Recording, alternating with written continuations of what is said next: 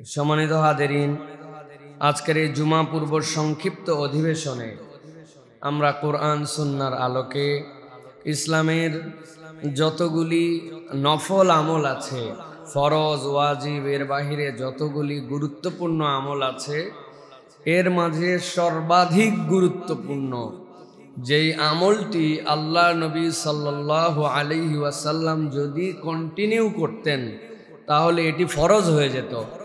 এই লেভেলের মর্যাদাপূর্ণ একটি আমল, সেটি হচ্ছে তাহাজ্জুদ। আজকে আমরা সংক্ষিপ্ত সময়ে কোরআন সুন্নাহর আলোকে তাহাজ্জুদের উপরে কিছু কথাবার্তা শোনার জন্য চেষ্টা করব। মানব জীবনে, মুমিন জীবনে, মুসলমানদের জীবনে আল্লাহ রাব্বুল আলামিনের সান্নিধ্য পাওয়া, নৈকট্য পাওয়া, দুনিয়া আখিরাতে নিজের মর্যাদাকে আল্লাহ রাব্বুল আলামিনের কাছাকাছি করার জন্য তাহাজ্জুদের থেকে বড় ইবাদত বান্দার জীবনে আর কোনো কিছুই নাই। আল্লাহ রাব্বুল আলামিন এ বিষয়ে কোরআনুল কারীমের মধ্যে প্রায় 34 জায়গায় নির্দেশনা দিয়েছেন। আর হাদিসের মধ্যে নবী করিম সাল্লাল্লাহু আলাইহি ওয়াসাল্লাম থেকে বহু হাদিসে এ বিষয়ে দিক নির্দেশনা, উৎসাহ, নানান ধরনের বিষয়াদি এসেছে। তো আমরা সংক্ষিপ্ত সময়ে কিছু কথাবার্তা শোনার জন্য চেষ্টা করব। আল্লাহ রাব্বুল আলামিন যেন এটি শোনার মধ্যে সীমাবদ্ধ না রেখে আমাদেরকে উপলব্ধি করে এটি আমলে আনার মতো তৌফিক দান করেন। প্রিয় ভাইয়েরা, আমি আপনাদের কাছে কোরআনুল কারীমের অন্যতম গুরুত্বপূর্ণ সূরা জারিয়াতের 4টা আয়াতে কারিমা তেলাওয়াত করেছি। আল্লাহ রাব্বুল আলামিন এই 4 আয়াতে কারিমার মধ্যে আল্লাহ রাব্বুল আলামিনের প্রিয় বান্দাদের 3টি গুণাগুণের কথা উল্লেখ করেছেন। আল্লাহ রাব্বুল আলামিন এমন 3টি গুণাগুণের কথা বলেছেন যেই কাজগুলি বান্দারা যদি করে, আল্লাহ বলছেন এই মানুষগুলাকে দুনিয়াতে আমি মুহসিনদের কাতারে আমি মনোনীত করে নিই। আল্লাহ রাব্বুল আলামিন কি বলছেন খেয়াল করেন। আল্লাহ রাব্বুল আলামিন বলছেন, ইন্নাল মুত্তাকিনা ফি জান্নাতিন ওয়া উয়ুন, নিশ্চয় দুনিয়ার বুকে যারা আল্লাহ রাব্বুল আলামিনের ঘোষিত তাকওয়ার পথ অবলম্বন করবে, দুনিয়ার বুকে যারা নিজেদেরকে মুত্তাকি হিসাবে, আল্লাহ যে তাদেরকে মুত্তাকি হিসাবে দুনিয়ায় জীবনযাপন করতে বলেছিলেন, আল্লাহর নির্দেশ অনুযায়ী যারা মুত্তাকির পথ, মুত্তাকির যে কাজ, সেইগুলি যারা নিজেদের জীবনে গ্রহণ করে নেবে, আল্লাহ বলছেন আমি ঘোষণা দিলাম, ইন্নাল মুত্তাকিনা ফি জান্নাতিন ওয়া উয়ুন, মুত্তাকিরা আল্লাহ রাব্বুল আলামিনের কাছে যাওয়ার পরে উদ্যানসমূহ এবং আল্লাহর পক্ষ থেকে দেওয়া ঝর্ণাসমূহের মধ্যে আল্লাহ নির্ধারিত জায়গায় তারা অবস্থান করবে। আল্লাহ রাব্বুল আলামিন বলছেন, আখিযিনা মা আতাহুম রাব্বুহুম, আল্লাহ রাব্বুল আলামিনের দেওয়া নিয়ামতগুলি তারা উপভোগ করবে। আখিযিন, আল্লাহ যা দিবেন তাতেই তারা সন্তুষ্ট হবে আর তারা উপভোগ করবে। আল্লাহ বলছেন, মা আতাহুম রাব্বুহুম ইন্নাহুম কানু ক্বাবলা যালিকা মুহসিনিন, এই যে আল্লাহর দেওয়া নিয়ামত উপভোগ করে, এইটা অন্য কোনো কারণে নয়। আল্লাহ বলছেন আমার এই বান্দাগুলা দুনিয়ায় থাকতে মুহসিনদের মধ্যে অন্তর্ভুক্ত ছিল। সুবহানাল্লাহ। এই জন্য যারা হাদিস বেত্তা মুফাসসিরিনে কেরাম তারা বলছেন, একটা মানুষ দুনিয়াতে 4টা স্তরে নিজের মর্যাদাকে আল্লাহর কাছে উন্নীত করতে পারে। যখন কোনো মানুষ আল্লাহর দেওয়া বিধানকে মেনে নেয়, মেনে নিয়ে যখন স্বীকার করে আমার রব আল্লাহ, আমার মালিক আল্লাহ, আমার খালিক আল্লাহ, ওই বান্দাটার সাথে সাথে মুসলমানের মধ্যে অন্তর্ভুক্ত হয়। কিন্তু আল্লাহ কেবল তাকে মুসলিম হিসাবে দেখতে চান না, আল্লাহ দেখতে চান আমার বান্দা আমার যা বিধি নিষেধ আছে সবগুলা ঈমান আনে, সবগুলার প্রতি বিশ্বাস রাখে। আল্লাহ বলছেন এইটা যখন কে করতে শুরু করে, তখন এই বান্দা মুসলিম থেকে মুমিনে রূপান্তর হয়। আর মুমিন বান্দা কেবল মুমিন থাকে এটা আমি চাই না। আল্লাহ বলছেন আমি আমার বান্দাকে মুত্তাকি হিসাবে দেখতে চাই। কেবল মুত্তাকি হিসাবেই নয়, ওই বান্দা যখন আল্লাহর নিষেধগুলি মানে যা যা আল্লাহ নিষেধ করেছেন সেখান থেকে নিজেকে সরায় রাখে, আদেশগুলা পালন করে। এইটুকুই নয়, বরং আল্লাহ রাব্বুল আমিন যেই কাজ না করলে অসন্তুষ্ট হন না, কিন্তু করলে খুশি হন, ওই বান্দা ভালো কাজের প্রতিযোগিতায় নেমে যায়। আল্লাহ বলছেন ওই বান্দার গ্রেড তখন আল্লাহর কাছে মুহসিন হয়। আল্লাহ বলছেন আমার বান্দা কেবল মুমিন, মুসলিম, মুত্তাকি নয়, এই বান্দা আল্লাহর দেওয়া কাজ যেটা না করলে তার কোনো অপরাধ ছিল না, ওই কাজ স্বতঃস্ফূর্তভাবে পালন করে। আমি আল্লাহ বলছি ওই বান্দাগুলা দুনিয়াতে মুহসিন অবস্থায় জীবনযাপন করেছে। আর যেই বান্দা মুহসিন অবস্থায় জীবনযাপন করেছিল, আল্লাহ এর বিনিময়ে কিয়ামতের দিনে তাদেরকে উপভোগ্য জান্নাত দান করে দিবে। আল্লাহ রাব্বুল আমিন বলছেন ওই বান্দাগুলার কি গুণের কারণে তারা মুহসিন হলো, কি এমন কাজ তারা করেছিল যেই কারণে আল্লাহ নিজে বলছেন কানু ক্বাবলা যালিকা মুহসিনিন। ওই মানুষগুলো আল্লাহর কাছে মুহসিন ছিল। কি তার কোয়ালিটি? আল্লাহ বলছেন 1 নম্বর, কানু কলিলাম মিনাল লাইলি মা ইয়াহজাউন। ওই মানুষগুলা রাতের খুব কম সময় ঘুমাইতো, রাতগুলা পুরাটা ঘুমায় ঘুমায় পার করেছে। এই চরিত্র তাদের ছিল না। রাতের একটা অংশকে আল্লাহর জন্য খাস বানাইছিল। আল্লাহ রাব্বুল আমিন বলছেন ওয়াবিল আসহারি হুম ইস্তাগফিরুন। আর রাতের শেষ প্রহরটা তারা নির্ধারিত রেখেছিল, রবের কাছে তারা ক্ষমা চাইতো। ভোরের আগ মুহূর্ত, রাতের শেষ মুহূর্ত ওই মানুষগুলা নির্ধারিত করে ফেলেছিল। যদি পুরা রাত জাগতে নাও পারে, শেষ রাতটা সে ঘুমায় ঘুমায় থাকতো না, আল্লাহর কাছে ইস্তেগফার করতো। আল্লাহ বলতেন রাত্রে ঘুমাই কম, ফজরের আগ মুহূর্তে আল্লাহর কাছে ক্ষমা চাই। আর আল্লাহ বলছেন ওয়াফি আমওয়ালিহিম হাক্কুল লিসাইলি ওয়াল মাহরুম। আর তাদের সম্পদের ভিতরে মাহরুম এবং বঞ্চিতের জন্য একটা নির্ধারিত অংশ তারা সিলেক্ট করে রেখেছিল। আল্লাহ বলছেন এই 3 গুণের কারণে আমার বান্দা দুনিয়াতে মুহসিনদের মধ্যে অন্তর্ভুক্ত। সুবহানাল্লাহ। 1 নম্বর, আল্লাহ রাব্বুল আলামিন বলছেন ঘুমায় কম, সারা রাত খালি ঘুমায় ঘুমায় পার করে, আর মুহসিনদের তালিকায় উঠে যাবে, এত সহজ নয়। আল্লাহ বলছেন রাত্রে ঘুমাতো কমই তারা, যদি ঘুমাতো তাহলে বিল আসহারি। আল্লাহ রাব্বুল আমিন বলছেন শেষ মুহূর্ত যেটা সাহারির ওয়াক্ত, রাতের শেষ প্রত্যুষ, ওই প্রত্যুষটার জন্য তাদের হতো। আল্লাহ রাব্বুল আমিন বলছেন ইস্তাগফিরুন। ওই সময় তারা আল্লাহ রাব্বুল আলামিনের কাছে ক্ষমা প্রার্থনাকারী ছিল। আর তাদের সম্পদ ছিল, কিন্তু কখনো মনে করেনি এই টাকা এই পয়সা কেবল আমার, কেবল আমার, এটা ভাবে নাই। সে ভেবেছিল এর মধ্যে যারা বঞ্চিত, যারা গরিব, যারা যাদের কাছে পয়সা নাই, তাদের জন্য আমার টাকায় হক আছে। সে নিজেই নিজের হককে নির্ধারণ করে নিয়েছিল।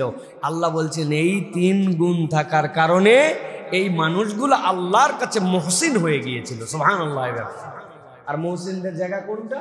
আল্লাহ বলছেন মুহসিনদের জায়গা হচ্ছে সেই মানুষগুলা ফি জান্নাতিন ওয়া উয়ুন। এরা আল্লাহ রাব্বুল আলামিনের কাছে নির্ধারিত জান্নাত এবং নির্ধারিত আল্লাহ রাব্বুল আলামিনের পক্ষ থেকে যে ঝর্ণা ধারা প্রবাহিত থাকবে, এই ঝর্ণা ধারার মধ্যে তারা অবস্থান করবে। তাহলে এই আয়াতে কারিমার মধ্যে আমরা মুহসিনদের 3টা গুণাগুণ পেলাম। একটা হচ্ছে মুহসিনরা নাক ডেকে ডেকে পুরা রাত কেবল ঘুমায় ঘুমায় পার করবে না, পুরা রাত খালি মোবাইল দেখে দেখে পার করবে না, পুরা রাত কেবলমাত্র আড্ডা মেরে পার করবে না, পুরা রাত কেবলমাত্র নিজের জন্য ব্যয় করবে না, বরং রাতের একটা অংশ আল্লাহ রাব্বুল আলামিনের জন্য নিবেদিত। ফজরের মুহূর্ত, রাতের শেষ মুহূর্ত রব্বুল আলামিনের কাছে ইস্তেগফারের হালত। আর তাদের সম্পদ তাদের কেবল নিজের নয়, তাদের সম্পদ থেকে তারা গরিব মিসকিনদের জন্য দান খয়রাত করে। এই 3 গুণ আছে যার, আল্লাহর কাছে সে মুহসিন। সুবহানাল্লাহ। প্রিয় ভাইয়েরা, এটা গেল একটা আয়াতে কারিমা। এরপরে আল্লাহ রাব্বুল আলামিন কোরআনের 39 নম্বর সূরা, সূরা জুমারের 9 নম্বর আয়াতের মধ্যে আল্লাহ রাব্বুল আলামিন বলছেন দুনিয়ার মানুষ, তোমরা দুনিয়াতে সব মানুষ দেখো, সবাই মানুষ, সকলের 2 পা আছে, 2 চোখ আছে, সকলেই খায়, সকলেই চলাফেরা করে, জৈবিক চাহিদা সকলেই পূরণ করে, কিন্তু আল্লাহ বলছেন তুমি কি মনে করো রব্বুল আলামিনের চোখে সব মানুষ সমান? আল্লাহ বলছেন সব মানুষ সমান নয়, তবে আল্লাহর কাছে পার্থক্যটা কিভাবে বিবেচিত হয়? রব্বুল আলামিন বলছেন আম্মান হুয়া কানিতুন আনা আল-লাইলি সাজিদা। আল্লাহ বলছেন সমান হতে পারে নাকি ওই মানুষগুলা যেই মানুষগুলা আল্লাহর কাছে আনুগত্যে আনা আল-লাইলি সাজিদা, রাতের একটা অংশ রব্বুল আলামিনের কাছে সিজদায় কাটায়। আল্লাহ জিজ্ঞাসা করতেছেন তারা কি সমান নাকি? যারা আল্লাহর কাছে সিজদায় কাটায় আর সিজদায় কাটায় না, এই দুই দল কি সমান নাকি? আল্লাহ বলছেন ওয়া কাইমান ইয়াহযারুল আখিরা, ওই মানুষগুলা আল্লাহর কাছে যে রাত্রে দাঁড়ায় সিজদায় কাটায় দুনিয়ার কোনো স্বার্থে নয়, ওই মানুষগুলো আল্লাহকে ভয় করে, আল্লাহকে ভয় করে করে রাত্রে কতক সময় সিজদায় থাকে, কতক সময় আল্লাহর জন্য দাঁড়ায় থাকে। আল্লাহ বলছেন ওয়ায়ারজু রাহমাতা রাব্বিহি কুল হাল ইয়াস্তাউিল্লাযীনা ইয়ালামুনা ওয়াল্লাযীনা লা ইয়ালামুন। আল্লাহ বলছেন দুনিয়াতে যে জানে আর জানে না এই দুই দল কি সমান? আল্লাহ দুনিয়ার মানুষের কাছে এটা উত্তর নেওয়ার জন্য বলেন নাই, বরং আল্লাহ বুঝাতে চান দুনিয়াতে এক শ্রেণীর লোক আছে আল্লাহর জন্য রহমত আশা করে, রাত্রের কতক অংশ দাঁড়ায় থাকে, কতক অংশ সিজদায় থাকে। এই তিন গুণওয়ালা লোক আর এই তিন গুণহীন লোক আল্লাহ বলছেন কখনো সমান হতে পারে না। আল্লাহ বলছেন কুল হাল ইয়াস্তাউিল্লাযীনা ইয়ালামুনা ওয়াল্লাযীনা লা ইয়ালামুন। মুফাসসির রাইটার একটা ব্যাখ্যা করছেন আল্লাহ মূলত বুঝাতে চান এই তিন নিয়ামতওয়ালা জীবনে যা পাইছে আর এই তিন নিয়ামতহীনওয়ালা জীবনে যা পাইছে, যে জানে আর যে জানে না কখনো এই বিষয়ে সমান হতে পারে না। আল্লাহ বলছেন যে জানে আর যে জানে না এই দুই দল কি কখনো এক হতে পারে? আল্লাহ তার আগে গুনাগুণ বর্ণনা করতেছেন, ও তো সেই বান্দা যাকে বাধ্য করা হয় নাই, পেশার সালাত আদায় করেছে, ফজর পড়বে, আল্লাহর হুকুম পালন করে, কিন্তু আল্লাহ রাব্বুল আলামিন বলছেন ও আল্লাহ রাব্বুল আলামিনকে ভয় করে রাতের কতক অংশ এসে সিজদায় কাটায়, কতক অংশ দাঁড়ায় থাকে, কতক অংশ আল্লাহ রাব্বুল আলামিনের রহমত প্রত্যাশা করে চোখ দিয়ে পানি ঝরায়। আল্লাহ বলছেন এই দুই দল লোক এক হতে পারে? যেই কাজ করে না আর যেই কাজ করে। আল্লাহ মূলত বুঝাতে চান কখনো মর্যাদার দিক দিয়ে এই দুই দল লোক এক হতে পারে না, প্রাপ্তিক দিক দিয়ে এক হতে পারে না, আল্লাহর কাছে প্রিয় পাত্র হওয়ার দিক দিয়ে তাহাজ্জুদহীন আর তাহাজ্জুদওয়ালা কখনো এক হতে পারে না। রব্বুল আলামিন এটা বলতেছেন প্রিয় ভাইরা। এই জন্য আল্লাহ বলতেছেন ইন্নামা ইয়াতাযাক্কারু উলুল আলবাব, নিশ্চয় এর মধ্যে তাদের জন্য জিকির আছে, তাদের জন্য কথা আছে যারা জ্ঞানওয়ালা, উলুল আলবাব। আল্লাহ বলছেন বুদ্ধিমান যারা, তাদের জন্য এই কথার মধ্যে সব বলে দেওয়া হয়েছে। সুবহানাল্লাহ। প্রাপ্তি মানুষের জীবনে যা চায় আল্লাহ রাব্বুল আলামিন এই জন্য এখানে তুলনা করেছেন যে তাহাজ্জুদ গুজার আর তাহাজ্জুদহীন কখনো এক হতে পারে না। মুমিনের সম্মান হচ্ছে তাহাজ্জুদ, একজন মুমিনের সবচেয়ে বড় সম্মানের নাম হচ্ছে তাহাজ্জুদ। এই জন্য প্রিয় ভাইরা, কাফের আর মুমিন যেরকম এক হতে পারে না, ঠিক মুমিনের মধ্যে থেকেও মর্যাদার দিক দিয়ে তাহাজ্জুদওয়ালা আর তাহাজ্জুদহীন কখনো এক হতে পারে না। আল্লাহ রাব্বুল আলামিন এটা বর্ণনা করেছেন প্রিয় ভাইরা। এই জন্য তিরমিজির এক হাদিসের মধ্যে আসছে নবী করিম সাল্লাল্লাহু আলাইহি ওয়াসাল্লাম এক সাহাবীর কাছে গেলেন, যাওয়ার পরে দেখলেন তার মৃত্যুর সন্ধিক্ষণ চলে এসেছে। নবী করিম সাল্লাল্লাহু আলাইহি ওয়াসাল্লাম তাকে বললেন যে তুমি তোমার রবের ব্যাপারে কি ধারণা করছো? সে বলতেছে আমি ইয়া রাসূলুল্লাহ, আমি ভয় করতেছি আমার রবের আযাবে, আবার প্রত্যাশাও করতেছি যে আমার রব তো আমার প্রতি দয়া করবেন, কেননা আমার রব তো দয়াশীল। নবী করিম সাল্লাল্লাহু আলাইহি ওয়াসাল্লাম বললেন যে কোনো মানুষের জীবনে যদি রবের প্রতি ভয় আর রবের প্রতি প্রত্যাশা এই দুইটা একত্রিত হয়, আল্লাহ রাব্বুল আলামিন তাকে কখনো আশাহত করবেন না। সুবহানাল্লাহ। মানে আমি কেবলমাত্র আল্লাহ রাব্বুল আলামিনের প্রতি আশা করি যে আমার রব রহমান রহিম, আর দুনিয়া যা আছে এলোমেলো সব করে ফেলি, আল্লাহকে ভয় করি না, এটা কখনো ইমানদারের লক্ষণ হতে পারে না। উদাহরণ যদি দেই আমরা, তাহলে একটা বিমানের যেরকম ব্যালেন্সের জন্য দুইটা পাখাই লাগে, একটা পাখা বিকল হয়ে গেছে, ভেঙে গেছে, নষ্ট হয়ে গেছে। পাইলট মনে করতেছে আরে রাখ, আমার ডানের পাখা অত পছন্দ না, আমি বামের পাখা খুব পছন্দ করি, এই জন্য আমার বামের পাখা থাকলেই হবে। এইটা যেরকম কোনো পাইলটের জ্ঞান হতে পারে না, বোঝা যাবে তার মাথা ঠিক নাই। ঠিক একই রকম ইমানদার আল্লাহকে ভয় করে, আবার ইমানদার আল্লাহর প্রতি প্রত্যাশাও করে। নবী বলছেন এই দুইটা যদি কারো ব্যক্তির জীবনে যুক্ত হয়, আল্লাহ তাকে নিরাশ করবেন না। সুবহানাল্লাহ। এখন কথা হচ্ছে যে এই যে আল্লাহ নিরাশ করবেন না, এই যে ভরসাটা আমার জাগ্রত হবে, এটা কি আমলে জাগ্রত হবে? এইটা আমি কি দিয়ে ইনস্টল করব?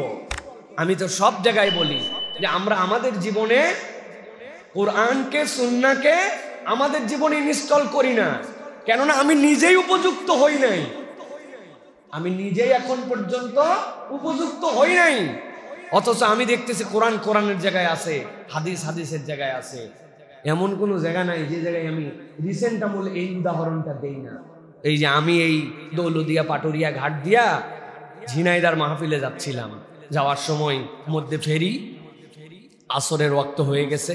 এখন আমার ফেরিতে নামাজটা আদায় করতে হবে, এই জন্য ফেরিতে যারা গিয়েছেন তারা দেখছেন ছাদের মধ্যে ফেরিতে নামাজের ব্যবস্থা থাকে না ভাই? আমি লাফ দিয়ে উঠছি, উঠে সুন্দর করে আসরের নামাজের জন্য উপরে যাওয়ার পরে মোবাইল বের করলাম।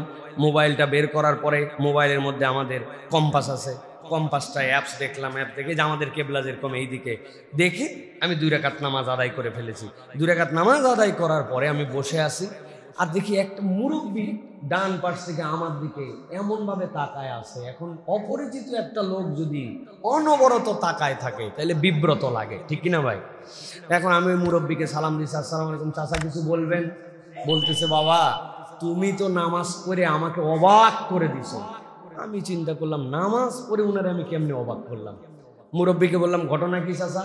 বলতেছে বাবা তোমার আগে আমি ওই জায়গাতে নামাজ পড়ার জন্য আসছিলাম, তারপরে বলতেছে আমি যেই না নামাজ পড়ার জন্য আসছি, আসার পরে তো আমি কেবলা চিনি না। একজনকে জিজ্ঞাসা করলাম ভাই কেবলা কোন দিকে? বললো এই দিকে। আমার একটু সন্দেহ হলো কেবলা এই দিকে কেমনে হয়, সূর্য একটু দেখতেছি আফসা আফসা। তারপরে জিজ্ঞাসা করলাম আরেকজনকে কেবলা কোন দিকে? বললো এই দিকে। কই মুহূর্তের মধ্যে কেবলা এই দিক থেকে এই দিক চলে গেল কেমন? এরপরে একজনকে জিজ্ঞাসা করলাম যে ভাই কেবলা কোন দিক? ওই বললো এই বরাবর। তো চিন্তা করলাম যে যা আছে কপালে 2টার মধ্যে বরাবর অন্তত নামাজটা আদায় করলাম। 2টার মধ্যে বরাবর নামাজ আদায় করলাম, কিন্তু আসার পরে দেখি তুমি যখন নামাজ পড়লে বাবা ঠিক আমি যে দিক পড়ছি এদিকে নামাজ পড়লে কেমনে কি? আমি বললাম ও চাচা এইটাতে আপনারা অবাক করছি, এটা তো কোনো ব্যাপারই না। আমার মোবাইল আছে, মোবাইলের মধ্যে কম্পাস আছে, কম্পাসটার ধর্ম হচ্ছে উত্তর দক্ষিণ, আর তার বিপরীত পূর্ব পশ্চিম।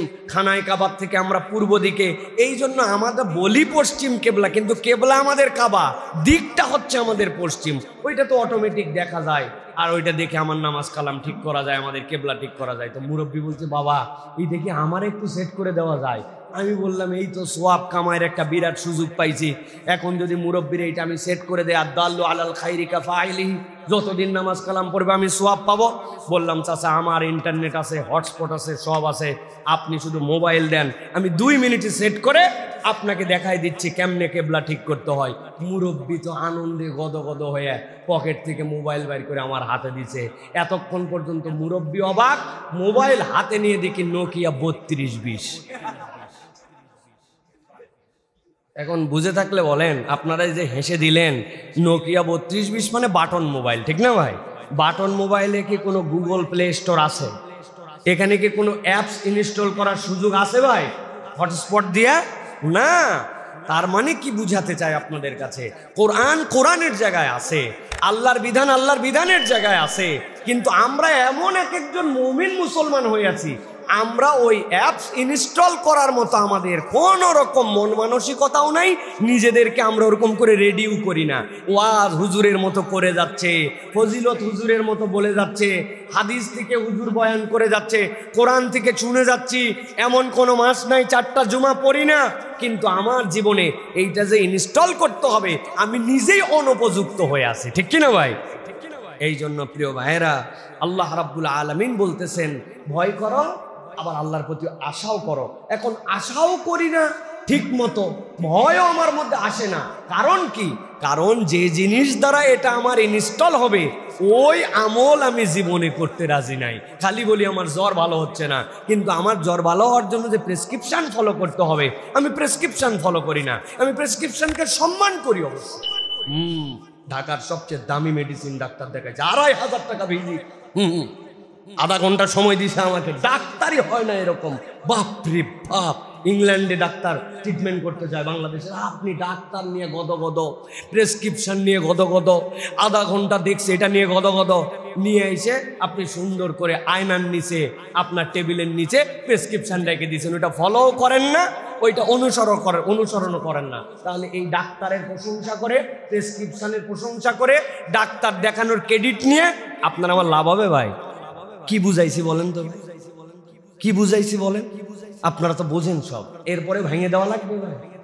ইসলাম, কোরআন, আল্লাহর বিধান, হুকুম হাকাম, আমলের বয়ান, এগুলো আমরা আমাদের খতিব সাহেব যে সুন্দর ওয়াজ করছে আজকে, মাশাআল্লাহ, জানটা ঠান্ডা হয়ে গেছে একবারে।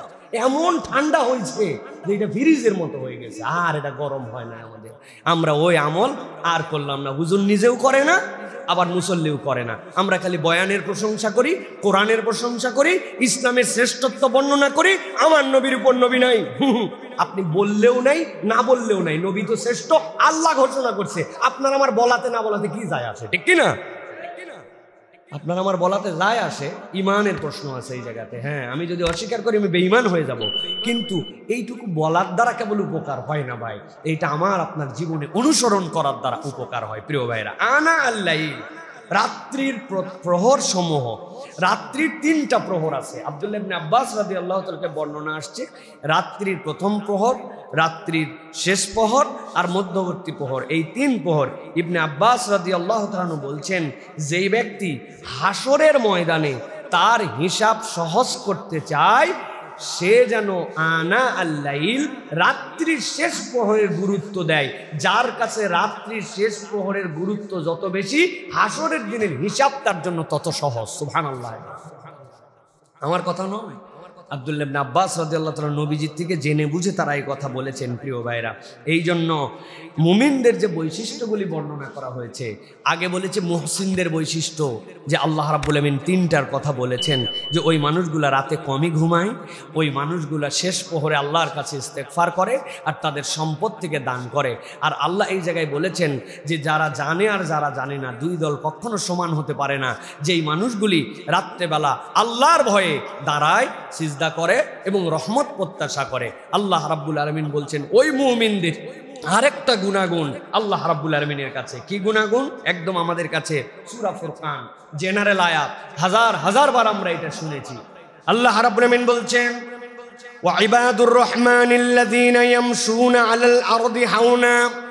আল্লাহ বলছেন রহমানের বান্দা, দয়াময়ের বান্দা তারা, যেই মানুষগুলা দুনিয়ার বুকে যখন চলাফেরা করে হাউনা, তাদের চলাফেরার মধ্যে ঔদ্ধত্য নাই, তারা চলাফেরা করে নম্রতার সাথে, ভদ্রতার সাথে, তাদের চলাফেরার মধ্যে কোনো অহংকার নাই, তাদের চলাফেরার মধ্যে কোনো বাড়াবাড়ি নাই। আল্লাহ বলছেন, ওয়া ইযা খাতাবাহুমুল জাহিলুনা ক্বালু সালামা। অনেক মানুষ তাদের সাথে কথাবার্তায় লিপ্ত হয়, যেই মানুষগুলা শরীয়ত জানে না, যেই মানুষগুলা দিন জানে না, ইসলাম জানে না, ওই জাহেলরা যখন তাদের সাথে মূর্খামি নিয়ে তাদের সাথে তর্ক বিতর্ক করতে আসে, সে গায়ে পড়ে তাদের সাথে তর্কাতর্কিতে জড়িত হয়ে যায় না, বরং তাদের সাথে নিরাপদ দূরত্বে থাকে এবং বুঝাতে চায় তর্কাতর্কি করলে, ঝগড়াঝাটি করলে, তাদের সাথে বাক বিড়ম্বতায় গেলে কোনো ফায়দা নাই। এই জন্য বলে, ভাই আমি তোমার সাথে তর্ক করতে রাজি নাই। আল্লাহ রাব্বুল আমিন বলছেন, আর তাদের আরেকটা গুণ হচ্ছে, ওয়াল্লাযীনা ইয়াবিতুনা লিরাব্বিহিম সুজদান ওয়া কিয়ামা। ওই মানুষগুলার রাতগুলা কেবলমাত্র ঘুমানোর জন্য নয়, ওই মানুষগুলার আরেকটা গুণ হচ্ছে, রাতের কতক অংশ ওই মানুষগুলা সিজদায় কাটায়, কতক অংশ দাঁড়ায় দাঁড়ায় আল্লাহর কাছে কোরআন তেলাওয়াতে কাটায়। আল্লাহ বলছেন, এই 3 গুণ যারা আছে, আমি রব্বুল আলামিন বললাম এরা আমি দয়াবান রহমানের গোলাম। সুবহানাল্লাহ, আলিল্লাহি আসমাউল হুসনা। আল্লাহর নাম আছে অনেক সুন্দর সুন্দর, আল্লাহ 99টি নামের কথা নবী করিম সাল্লাল্লাহু আলাইহি সাল্লাম বলেছেন, কিন্তু আল্লাহ এই জায়গায় বলেন নাই ইবাদুর রহমানের বাহিরে অন্য কিছু। ইবাদুর রহমান মানে কি? আল্লাহ রাব্বুল আলামিন দয়াবান। আরবিতে আলিফ নুন যে সকল শব্দের শেষে ব্যবহার হয় ওইটা এখানে তাকসিরের জন্য ব্যবহার হয়, ওইটার মধ্যে আধিক্য বোঝানো হয়। গদবান মানে কি খালি খেপা না, কঠিন খেপা। রহমান মানে খালি দয়াবান না, মহা দয়াবান। আল্লাহ বলছেন ওয়াইবাদুর রহমান, তারা তো রহমানের অনেক দয়াবানের গোলাম। তাদের গুণ কি? তাদের গুণ নম্বর 1 হচ্ছে এই মানুষগুলো দুনিয়ার বুকে কখনো হামবড়াই নিয়ে চলাফেরা করে না। থাকতে পারে তার টাকা পয়সা, থাকতে পারে তার সামাজিক অবস্থান, কিন্তু এটার জন্য সে অহংকারী নয়, বরং তার চলাফেরার মধ্যে একটা বিনয়ী ভাব আছে। তার চলাফেরার মধ্যে আল্লাহ রাব্বুল আলামিন কর্তৃক দেওয়া তার এই সকল নিয়ামতের প্রতি কৃতজ্ঞতা আছে, সে কৃতজ্ঞতা নিয়ে চলে। আবার ফকিরি দেখায় না। অনেকে ফকিরি দেখানো একটা হচ্ছে রিয়া। আমি বুঝাচ্ছি যে আমি সুফি হয়ে চলাফেরা করছি, সেরা কাপড়, ভাঙ্গাচোর অবস্থা। ওমর রাদিয়াল্লাহু তাআলা আনহুর কাছ থেকে একটা রেওয়ায়াত আসছে, মাওকুফ রেওয়ায়াত।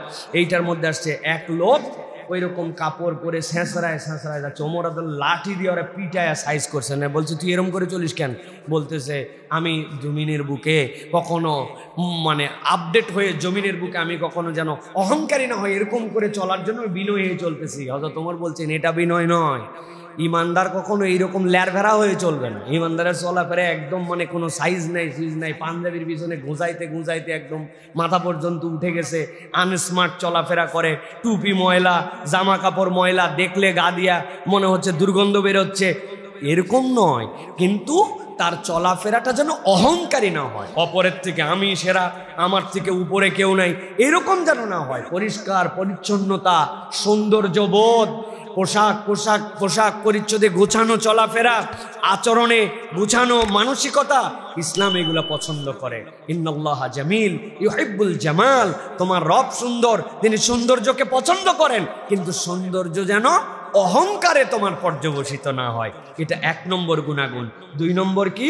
2 নম্বর হচ্ছে সে হাউকাউ করে যাত্রার সাথে ঝগড়াঝাটি লাগাই দেয় না, যাত্রার সাথে কথায় যাওয়ার পরে তার সাথে বিতর্কে লিপ্ত হয় না, ও বিতর্ক পছন্দ করে না, বিতর্ক থেকে বেঁচে থাকে। আর 3 নম্বর, রাতটা কেবল ঘুমায় শেষ করে দেয় না। ইয়াবিতুনা লিরাব্বিহিম সুজ্জাদান ওয়া কিয়ামা। সুজ্জাদ মানে কি? সিজদার থেকে আল্লাহ বহুবচন রাখছেন, এমন সিজদাটা দেয়, আহারে কেবল টপাটপ সিজদা না, ওই সিজদার একটা ডিউরেশন আছে, ওই সিজদার একটা সম্মান আছে আল্লাহর কাছে। সে এমন ভাবে সিজদা দেয় বোঝা যায় এটা একটা সিজদা। ওই সিজদায় রবের কাছে বিনয় হয়। দাঁড়ানো, কেবল দাঁড়ানো নয়, সে একটা দীর্ঘ সময় নিয়ে দাঁড়ায়া রব্বুল আলামিনের কাছে তেলাওয়াত শোনায়। আল্লাহ বলতেছেন এরা হচ্ছে রহমানের গোলাম। সুবহানাল্লাহ। সুতরাং প্রিয় ভাইয়েরা, আমাদেরকে আল্লাহ রাব্বুল আলামিনের ইবাদের মধ্যে অন্তর্ভুক্ত হতে হবে। প্রিয় ভাইয়েরা, আল্লাহ রাব্বুল আলামিন বলতেছেন, আর ওই বান্দারা আল্লাহর কাছে আরো একটা কথা বলে কি, ওয়াল্লাযীনা ইয়াকুলুনা রব্বানা আসরিফ আন্না আযাবা জাহান্নাম ইন্না আযাবাহা কানা গরামা। এই কাজগুলি করতেছি আল্লাহ দুনিয়ার কোনো স্ট্যাটাসের জন্য নয়। আল্লাহ আমরা তোমার কাছে এই কাজ এই জন্য করি, আল্লাহ তুমি আমাদেরকে জাহান্নাম থেকে মুক্ত করে দাও। রব্বানা আসরিফ আন্না আযাবা জাহান্নাম, আল্লাহ আমি তো জাহান্নামের আযাব সহ্য করতে পারবো না, এই জন্য না আমি এই কষ্ট করে তোমার জন্য রাত্রে দাঁড়াইছি, এই জন্য না আমি সিজদায় আসছি। আল্লাহ তুমি আমাকে জাহান্নাম থেকে মুক্ত করে দাও, নিশ্চয় জাহান্নামের আযাব বড় ভয়ঙ্কর। আল্লাহ বলছেন এই গুনাহগুণ যেই বান্দার মধ্যে আছে, রব্বুল আলামিন বলতেছেন কুল হাল ইয়াস্তাউল্লাযীনা ইয়ালামুনা ওয়াল্লাযীনা লা ইয়ালামুন। এই বান্দা জীবনে যা পাইছে আর যেই বান্দা পায় নাই এই নিয়ামত, 2 বান্দা কোনোদিন সমান হতে পারে? আল্লাহ বলছেন এই 2 বান্দা কখনো সমান হতে পারে না। এই জন্য প্রিয় ভাইয়েরা, তাহাজ্জুদ বিরাট বড় নিয়ামত। জাবির ইবনে আব্দুল্লাহ রাদিয়াল্লাহু তাআলা আনহু থেকে হাদিস এসেছে, তিনি বলছেন নবী করিম সাল্লাল্লাহু আলাইহি সাল্লাম বলেছেন, সহিহ মুসলিমের হাদিস 1807 নম্বর হাদিস, তিনি বলছেন ইন্না মিনাল লাইলি সাআতান লা ইউয়াফিকুহা আবদুম মুসলিমুন ইয়াসআলুল্লাহা খায়রান ইল্লা আতাহু ইয়্যা। নবীজি বলছেন রাত্রের এমন একটা অংশ আছে, কোনো বান্দা যদি আল্লাহর কাছে ওই প্রহরটাতে চায়, ইল্লা আল্লাহ রাসূল বলছেন আতাহু ইয়া, আল্লাহ তাকে দেনই দেন। রাতের কোনো একটা প্রহর আছে, যেই প্রহরে বান্দা আল্লাহর কাছে চাইলে আল্লাহ তাকে দেনই দেন। সুবহানাল্লাহ। ফেরত যাওয়ার কোনো সুযোগ নাই। সহিহ মুসলিমের হাদিস। নবী করিম সাল্লাল্লাহু আলাইহি ওয়াসাল্লামের এই কথা কখনো আল্লাহর পক্ষ থেকে না জেনে বলেন নাই। অতএব তিনি বলতেছেন রাতের এমন প্রহর যেই প্রহরে বান্দা চায় আল্লাহ তাকে দেনই দেন। সুবহানাল্লাহ। কোন প্রহর জানি না সেই প্রহর। আব্দুল্লাহ ইবনে আব্বাস বলছেন 3 প্রহরে ভাগ করেছেন। হযরতে আবু হুরায়রা রাদিয়াল্লাহু তাআলা আনহু এই হাদিসেরা বলে আমল করতেন। তিনি রাতকে 3 ভাগে ভাগ করতেন। 3 ভাগে ভাগ করে তিনি 3টা গ্রুপে ভাগ করেছিলেন।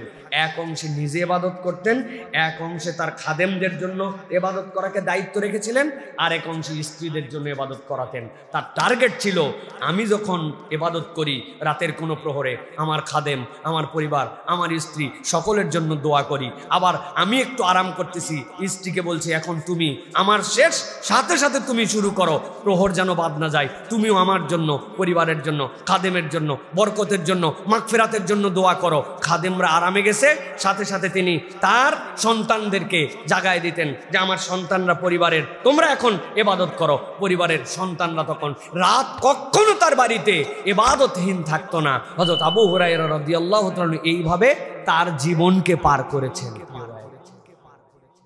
তাহলে আমরা যদি ধরেন যে পুরোটা পারলাম না, তাহলে রাত তো কোন রাত এটা তো আল্লাহ রাসূল সাল্লাল্লাহু আলাইহি ওয়াসাল্লাম আলাদা করে দেন নাই। রাত মানেই এই নিয়ামত আছে। তাহলে আমরা সপ্তাহে 1-2 দিন, মাসে 2-3 দিন আমরা এরকম ইবাদত করতে পারি না যে আমরা আল্লাহর কাছে পুরো রাতটুকু পার করে দিলাম। কত কিছুতেই তো কত রাত পার করি আল্লাহর কাছে ইবাদতে। কিছু সময় তেলাওয়াত করলাম, তেলাওয়াত করার পরে আবার একটু দাঁড়ালাম, দাঁড়ায় আবার 2 রাকাত সালাত আদায় করলাম। আমার বেশি সূরা কেরাত মুখস্থ নাই, আলাম তারা থেকে সূরা নাস পর্যন্ত মুখস্থ আছে, ঠিক আছে। আলাম তারা থেকে 1 রাকাতের মধ্যে সূরা নাস একবার পড়লাম, পরে আবার আলাম তারা থেকে সূরা নাস পর্যন্ত পড়লাম, আবার 1 রাকাতে পড়লাম, পরে 30 বার 1 রাকাতে আমি তেলাওয়াত করেছি। এরপরে রুকুতে গেছি, 100 বার সুবহানা রব্বিল আযীম পড়েছি। সিজদায় গেছি, যাওয়ার পরে সুবহানা রব্বিল আলা পড়ার পরে আল্লাহর কাছে অনবরত দোয়া করেছি। আবার 2 রাকাত পরে দাঁড়াইছি, দাঁড়ায় 2 রাকাত নামাজ শেষ হয়ে গেছে আমার 10-15 মিনিটে। এরপরে একটু তাসবিহ পড়তে শুরু করেছি, ঠিক আছে। 100 বার নবীজির প্রতি দরুদ শরীফ পাঠ করি, 100 বার নবীর প্রতি দরুদ পাঠ করছি। আবার একটু কালামুল্লাহ শরীফ থেকে 5 মিনিট পড়ছি, পরে আবার দাঁড়ায় গেছি, দাঁড়ায় যাওয়ার পরে আবার 2 রাকাত নামাজ পড়েছি। এরকম ভাগ করে করে যে ইমানদার এইরকম ইবাদতের মজা একবার পেয়ে যাবে, আল্লাহ রাব্বুল আমিন বলছেন কুল হাল ইয়াস্তাউল্লাযিনা ইয়ালামুন ওয়াল্লাযিনা লা ইয়ালামুন। রাত্রে যে দাঁড়ায় আল্লাহর জন্য, আনা আল-লাইল, ওই রাত্রের কত অংশ আল্লাহকে ভয় করে, সে যে মজা পায়, সে যে আল্লাহর নিয়ামত পায়, আর যে পায় না, এই 2 দল কি সমান হতে পারে? আল্লাহ বলতেছেন এই জন্য ইমানদারের মর্যাদা হচ্ছে, ইমানদার আল্লাহ রাব্বুল আলামিনের কাছ থেকে যদি মর্যাদা পেতে চায় তাহলে এই ব্যক্তি যেন ইবাদতটা তাহাজ্জুদ গুজারের দিকে মনোযোগ দেয়। প্রিয় ভাইয়েরা, এবার আপনাদের কাছে একটা পরিবারের গল্প শোনাবো। এটা আমার শোনানো গল্প নয়, রাসূল আরবি সাল্লাল্লাহু আলাইহি ওয়াসাল্লামের শোনানো গল্প। নবীজি বলছেন আমি তোমাদেরকে একটি রহমত প্রাপ্ত পরিবারের গল্প করতে চাই। নবী করিম সাল্লাল্লাহু আলাইহি ওয়াসাল্লাম শোনাচ্ছেন যে একটা রহমত প্রাপ্ত পরিবার কেমন হয় দেখো, তোমাদের পরিবারের সাথে মিলাও। নবীজি বলছেন রাহিমাল্লাহু রাজুলান কামা মিনাল লাইলি ফাসাল্লা ওয়া আইকাযা ইমরাআতাহু ফাইন আবাত নাদাহা ফি ওয়াজহিহাল মা।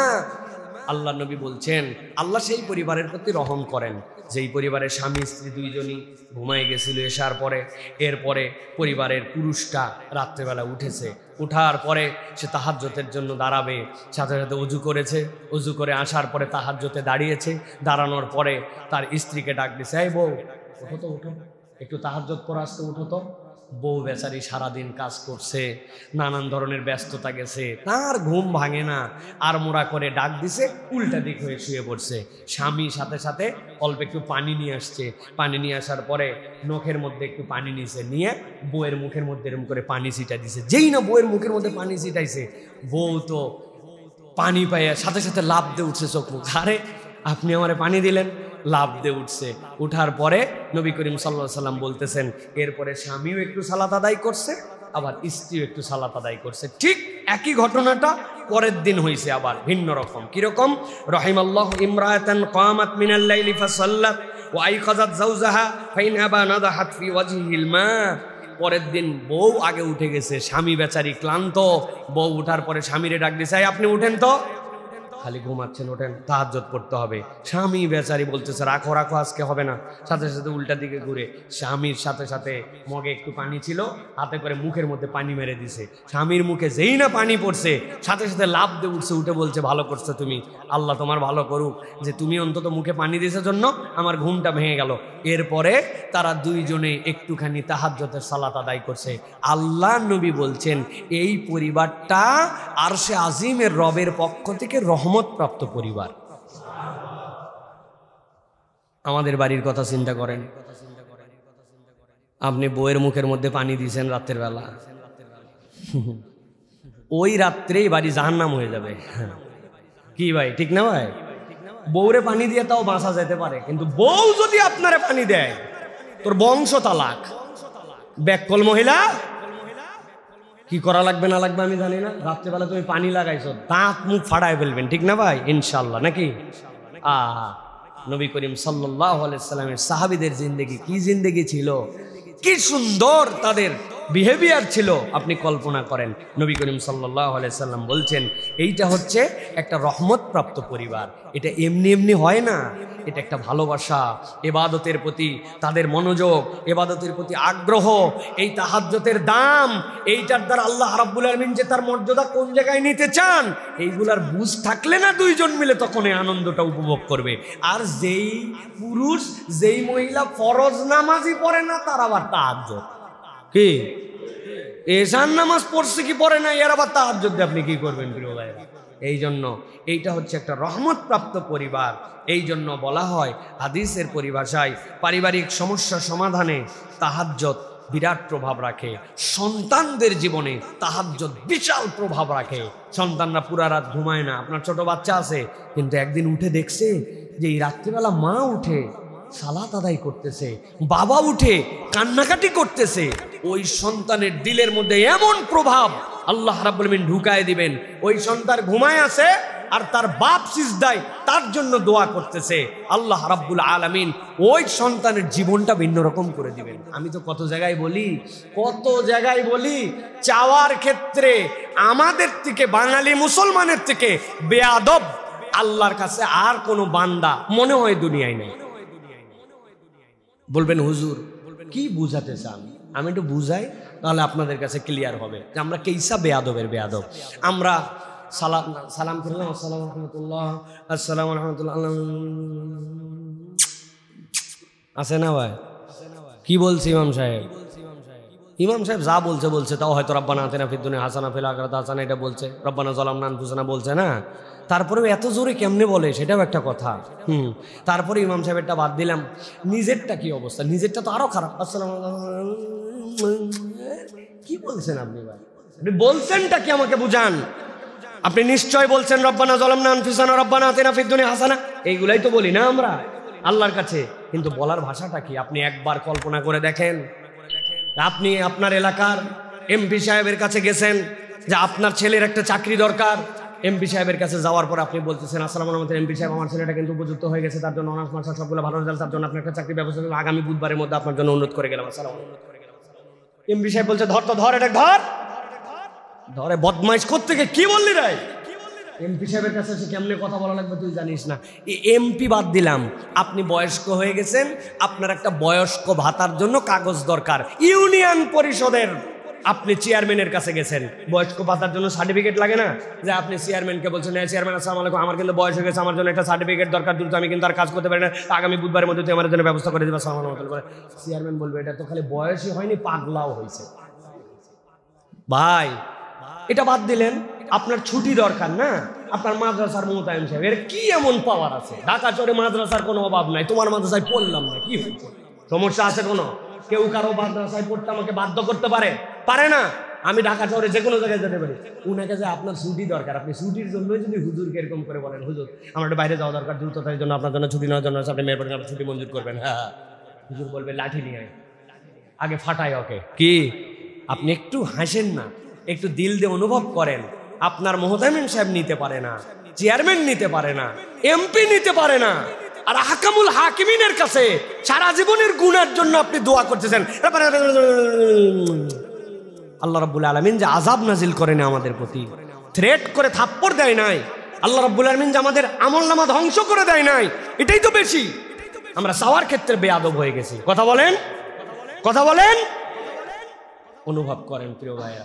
এই জন্য চাওয়ার ক্ষেত্রে সৌন্দর্য, আল্লাহর কাছে ইস্তেগফারের ক্ষেত্রে সৌন্দর্য। দেখা হলে হুজুর দোয়া করবেন, ইমাম সাহেব দোয়া করবেন, হুজুর দোয়া করবে তো ভাই, কিন্তু হুজুর দোয়ার কন্ট্রাক্টারই নাই।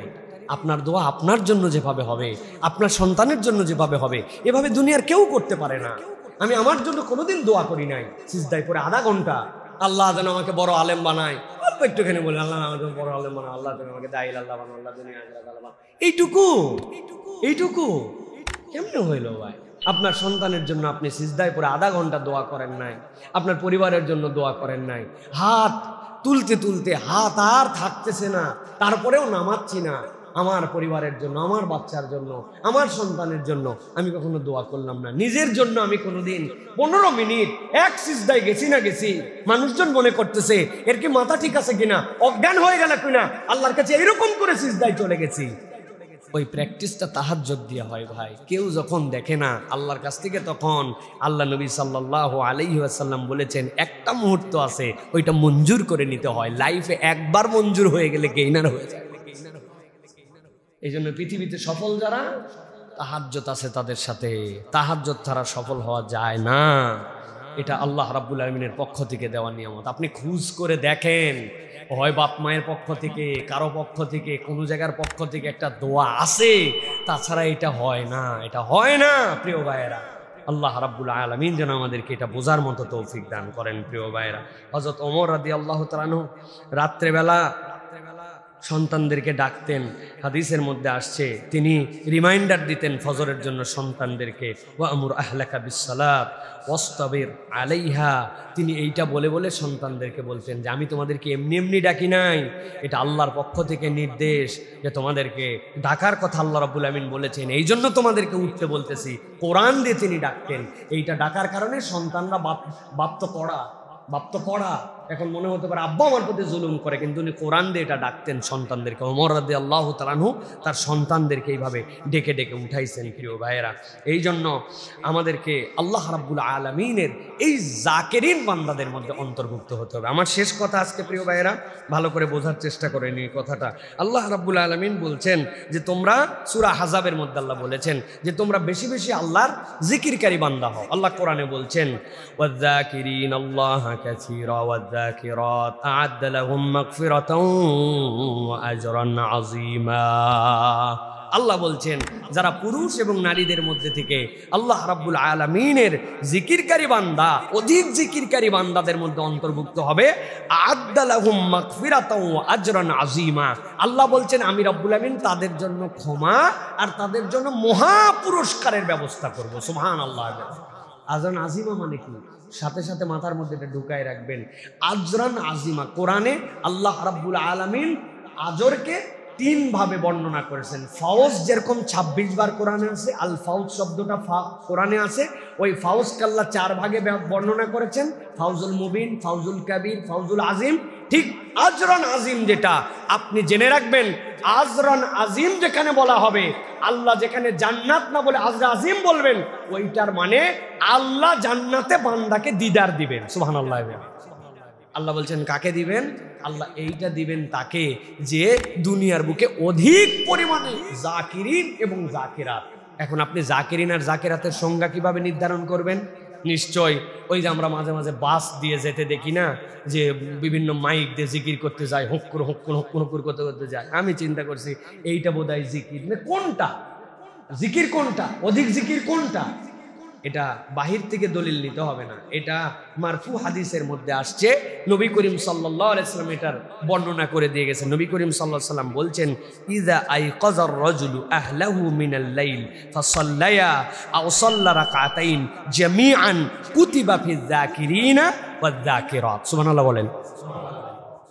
নবীজি বলছেন কোন পুরুষ অথবা কোন মহিলা রাত্রেবেলা যদি শেষ রাত্রের দিকে ওঠে, উঠার পরে সে তার সঙ্গিনীকে উঠায়, স্বামী স্ত্রীকে উঠাইছে, স্ত্রী স্বামীকে উঠাইছে, ফাসাল্লায়া, তারপরে তারা সালাত আদায় করছে 2 রাকাত, হয় জামাতে অথবা একা একই।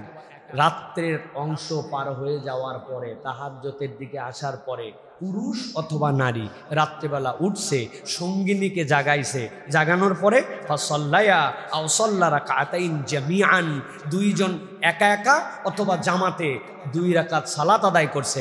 আল্লাহ বলছেন, আল্লাহ এই বান্দা বান্দিকে আল্লাহর অধিক জিকিরকারী হিসেবে লিখে নেন। সুবহানাল্লাহ, সুবহানাল্লাহি বিহামদিহি। আপনার বাড়িতে 2 রাকাত নামাজ, শেষ রাত্রে 2 রাকাত নামাজ, বউকে বলছে পিছনে বরাবর দাঁড়াও, আমার পিছনে বরাবর দাঁড়াও, আমি যে সূরা জানি ওই সূরা দিয়েই নামাজ পড়ি।